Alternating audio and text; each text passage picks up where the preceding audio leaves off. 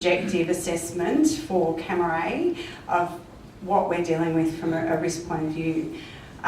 We have, as I said previously, reviewed the documentation that the government's produced, everything that's available. As Noel pointed out, not everything is available yet to review.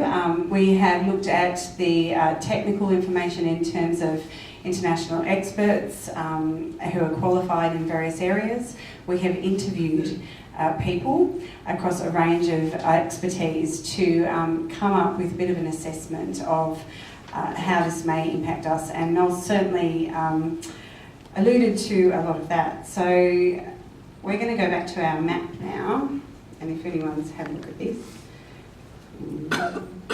might need my husband technical expertise. Why isn't it coming up? No. Yeah, I'm trying to get to the long-suffering husband.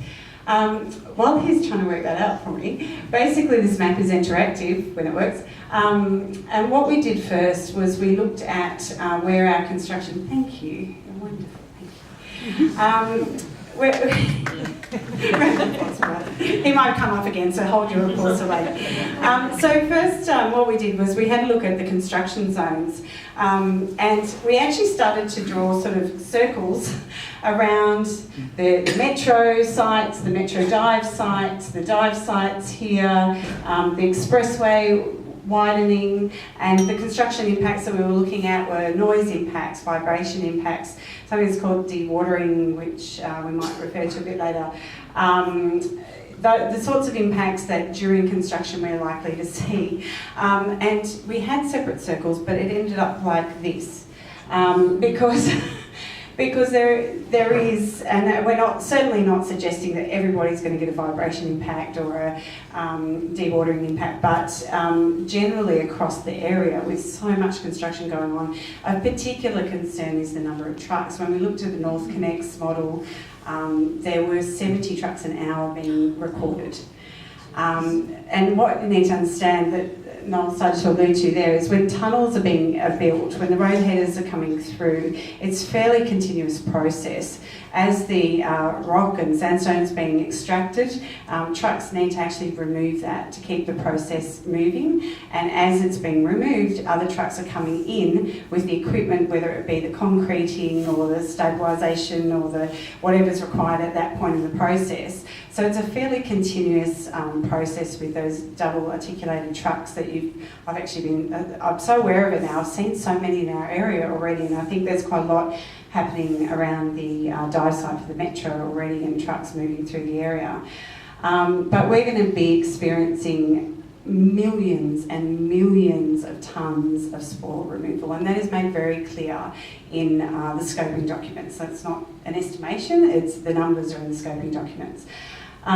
So moving those trucks through areas where you have what the government calls sensitive receivers has some difficulties. So what we did next was we looked at where the schools are along this route.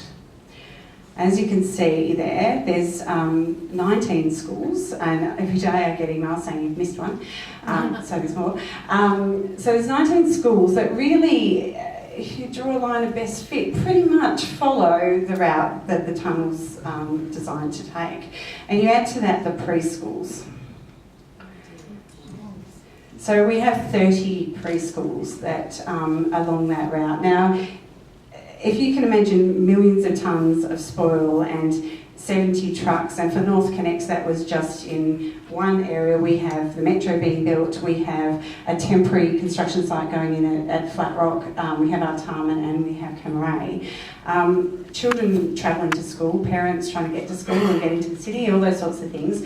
Obviously that is most certainly a risk to their safety, and sadly there have been children harmed. In North Connects, a child was hit by one of the trucks and passed away. So that certainly is a known risk. It's something that as parents we're very concerned about in the area.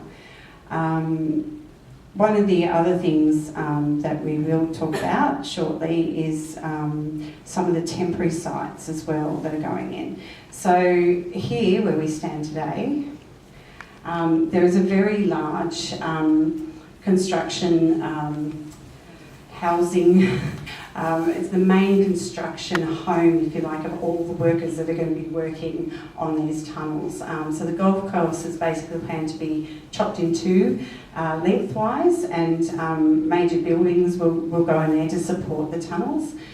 There's a few issues with that that I'll come back to, but obviously, again, if we're just looking at construction impacts, hundreds and hundreds and hundreds of workers in the local area trying to park in the streets, which is fair enough, they need to get to work.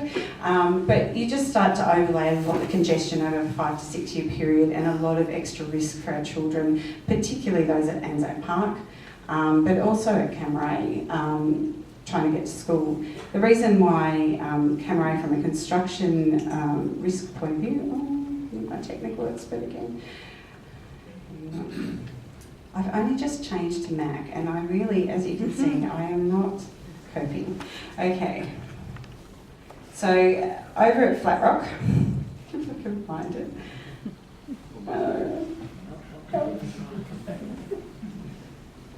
You just stay there.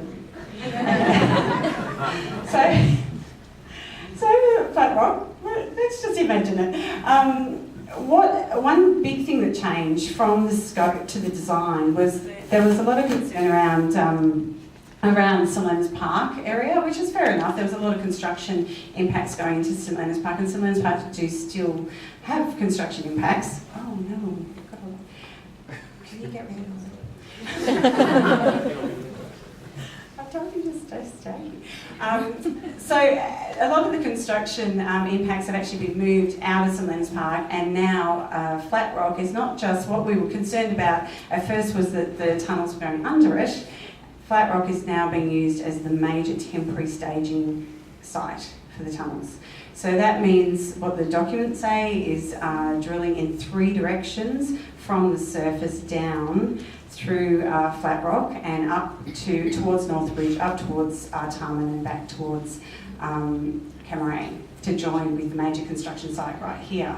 So in amongst all of that is all of our children in the area, and Cammeray's catchment goes across to Narrabeen and back, and those children absolutely have to cross over Brook Street to get to school. And I know many of the Anzac Park kids do too, and so there will be continuous flow of trucks from Flat Rock to the Warringah Expressway along Brook Street as the major hub of construction. So they're just some of the, look, I can't possibly get through all of the construction impacts tonight, and we'll have time for questions later. But now, what we're going to do, I'm going to take you on a bit of a risk assessment journey with me. I'm going to interview some people, just like we interviewed people when we were trying to assess the risks. So I'm going to ask Councillor Pauline Lockie to come up. And just to give you a little bit of background, we might go over to the stools so we can sort of be comfortable. Pauline has been a tireless advocate for her community. As a spokesperson for the West Connects Action Group, she has made countless appearances in media and public events, meetings, politicians, officials at all levels of government to campaign for an end to this project, as well as for better outcomes for people across the Inner West who are now enduring the worst impacts of the construction. So as I said before, it's great to look at technical documents and things like that, but it's also good to talk to people who've actually experienced. Sorry. Asking my husband to do everything before. Would you like to sit there, then you can see your photos. So, Pauline, thank you so much for coming tonight. We really do appreciate it. You've sent me some photos through about some of the impacts, so I might hand over to you and you can run through some of these photos and actually explain what's gone on there, and let us know, I guess, how the RMS has responded to complaints and things like that in your area and things that other people have experienced. But love to hear your experience first, and also why you got involved in being a councillor in the first place. Sure. Well, thank you so much for having me here. I guess to recap a little bit, I've been involved in the campaign against West Connects since around 2014. The reason I got involved in that is because my family actually lived overseas as well for quite a long time, nearly 8 years over in London. moved back to Sydney in 2013 and spent a year essentially re-establishing our credit record. And when we were living in Lilyfield in the inner west at the time, so when we decided to start looking for a home of our own, we thought we'd stick to the inner west. And what we were finding was that everywhere we looked across pretty much every suburb, this project WestConnex kept popping up again and again and again. And it's interesting to hear all the anecdotes about how much trouble you're having finding information about the tunnels here, because we found exactly the same thing. We couldn't get any detail on this project, except for the fact it was definitely going ahead somewhere. So we ended up buying our first home in St Peters in July 2014, had spoken to the RMS and what was formerly the WestConnex Delivery Authority, now the Sydney Motorway Corporation, about whether or not we needed to be concerned about our specific property. We were told there's no current plans for that. All we know is that there's going to be an exit in St Peters somewhere. At around 10 o'clock in the morning on Melbourne Cup Day in 2014, we got a knock on the door from a couple of 20-somethings working on behalf of WestConnex to say that our home was one of nearly 80 in the area that had been earmarked for compulsory acquisition and demolition for WestConnex. And what was actually flagged to us as an exit was going to be a massive spaghetti interchange, well over 20 hectares in size, with essentially 6-lane highways coming off it in every direction. And our house was probably close to 1 kilometre away from that, but they needed our property to widen the nearest cross street from 2 lanes to 6. So you can imagine I got pretty heavily involved after that point, and what we found consistently with impacts as the project has rolled on is that, I think the word Noel used earlier is absolutely spot on, is contempt for the residents who are directly impacted on it. And that has been at every step of the way. For example, in my particular case with our compulsory acquisition, it took us 3 years and having to take the RMS to court before they actually paid us the compensation that we had been legally entitled to the whole way along. Very, very sadly, for many residents who either got in contact with us through the WestConnex Action Group or me directly, or who were my former neighbours in St Peters, they just simply didn't have the financial capability or the psychological and emotional capacity for taking the government to court. So we had, I couldn't even tell you how many people I've heard from who settled for tens, if not hundreds of thousands of dollars less than they would have legally been entitled to otherwise. In terms of the inner west, which is the area I represent, WestConnex rips through. WestConnex, for those who don't know, actually begins in Parramatta, where the M4 starts being tolled, and it essentially hooks an enormous U-turn all through the inner west, or will do once it's complete, down to Kingsgrove or Beverly Hills in Sydney's southwest.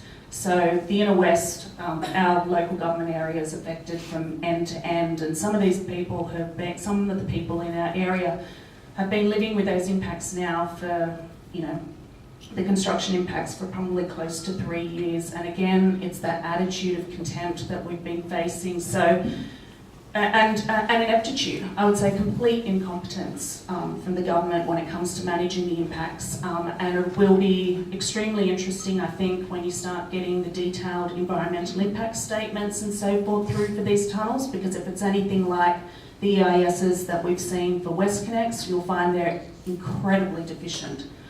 The detail is not much more sufficient, and the planning for what is supposed to happen during construction simply isn't there.